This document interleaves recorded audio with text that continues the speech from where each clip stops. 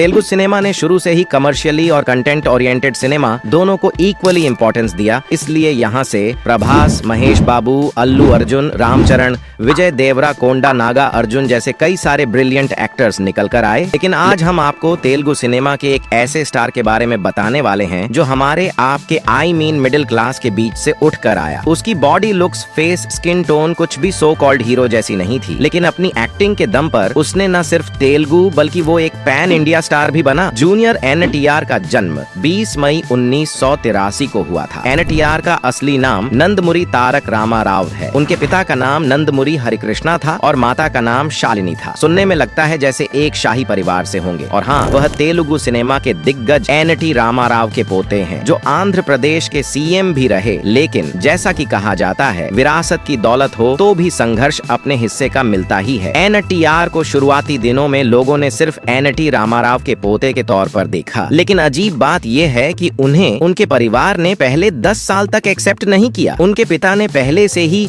एक और शादी की थी, इसलिए जूनियर एनटीआर की मां को परिवार के बाकी लोगों ने पहले नहीं अपनाया। सोचिए, इतने बड़े परिवार में एक बच्चे को एक्सेप्ट न करना कितना अजीब है। जब जूनियर एनटीआर सिर्फ 7 साल के थे, उन्होंने चाइल्ड आर्टिस्ट के तौर पर अपने करियर की शुरुआत की। उनकी पहली फिल्म ब्रह्मर्षि विश्वामित्र थी और फिर 1997 में आई फिल्म रामायणम ने उन्हें नेशनल अवार्ड भी दिलवाया। बस तभी से दादाजी को यकीन हो गया कि ये लड़का कुछ बड़ा करेगा। हालांकि जूनियर एनटीआर की फैमिली ने पहले उन्हें एक्सेप्ट नहीं किया था, लेकिन जब इनकी फैन फॉलोइंग बढ़ी तो सबका ठेंगा दिखा दिया। 2004 में उनकी फिल्म अंदरवाला के ऑडियो लॉन्च पर 5 लाख लोग इकट्ठा हुए थे। बॉक्स ऑफिस पर भले ही वो पिटी, लेकिन फैन फॉलोइंग देखकर सब चौंक गए। क्या आप जानते हैं, जब एनटीआर का एक्टिंग में शुरुआती दौर था, तब लोग उन्हें कम आंका करते थे। हाँ, उनके ऊपर उम्मीदों का इतना बोझ था कि किसी ने उनसे एक बार मजाक में कहा, तुम्हें तो स्क्रीन पर सिर्फ दादा की तरह दिखना है। और शायद यही बात उन्हें चुभी और उन्होंने ठान लिया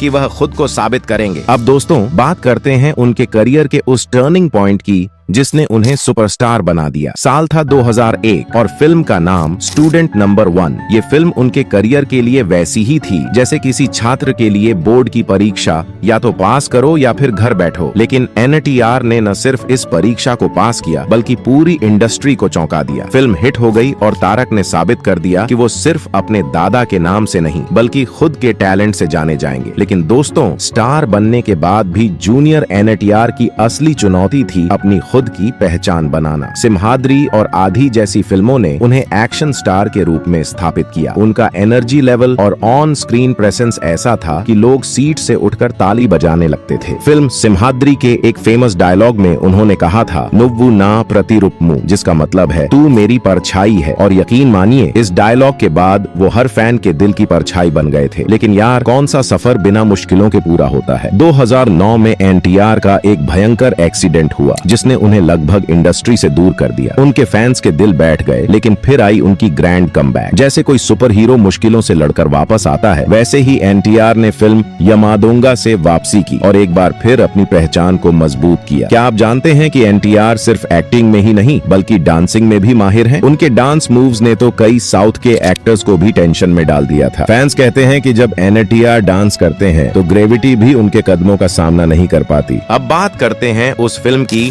जिसने न सिर्फ जूनियर एनटीआर को बल्कि पूरे भारतीय सिनेमा को हिलाकर रख दिया। 2022 की इस मेगा ब्लॉकबस्टर ने एक नया इतिहास रचा। जिस आरआरआर को बनाने में 4 साल लगे, उसने सिर्फ कुछ महीनों में ही दुनिया के 39 अवार्ड्स बटोर लिए। और नाटू नाटू गाने के लिए ऑस्कर जीतना तो आइसिंग ऑन द केक था। एनटीआर ने अपने करियर में कई अवार्ड्स जीते हैं, जिनमें Nandi award, film fair award और कई और शामिल हैं। और एनटीआर के भीम किरदार ने हर दिल में जगह बनाई। भीम का किरदार एकदम दमदार था, जैसे कि वो नदियों के किनारे खड़े होकर बादलों से भी टक्कर ले सकते हैं। उनके एक्टिंग ने साबित कर दिया कि वह सिर्फ एक एक्शन हीरो नहीं, बल्कि एक वर्सेटाइल एक्टर है। आरआरआर के लिए एनटीआर ने क्या मेहनत की, इसका अंदाजा आपको इस बात से हो सकता है कि उन्होंने अपने किरदार के लिए जिम में पसीना बहाया, डाइटिंग की और साथ ही अपनी एक्टिंग स्किल्स विजुअल्स को भी नए लेवल पर पहुंचाया। इस फिल्म के बाद फैंस का एक ही डायलॉग था, भीम रूल्स। उनकी आने वाली फिल्मों में नंबर 1 पर है वॉर टू स्पाई यूनिवर्स के वॉर फ्रेंचाइज।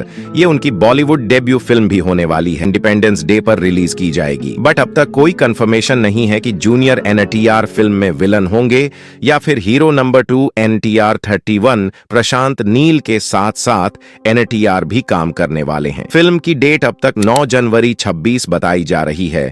नंबर 3 देवरा पार्ट 2 देवरा का क्लाइमैक्स इस तरह का होता है कि पार्ट 2 का बनना तो पक्का है। ऐसे में प्री प्रोडक्शन का काम स्टार्ट हो चुका है, लेकिन फिल्म की रिलीज डेट पर कोई भी अपडेट नहीं है। और हाँ, वीडियो के एंड में आपके लिए 3 सवाल हैं। देखते हैं कितने लोग जवाब दे पाते हैं। जूनियर एनटीआर ने आरआरआर के लिए कौन सा इंटरनेशनल अवार्ड जीता था? जूनियर एनटीआर को उनकी फैमिली ने कितने साल तक एक्सेप्ट नहीं किया? उनकी सबसे पहली फिल्म कौन सी थी? हम मिलते हैं अगले वीडियो में, तब तक के लिए हर हर महादेव।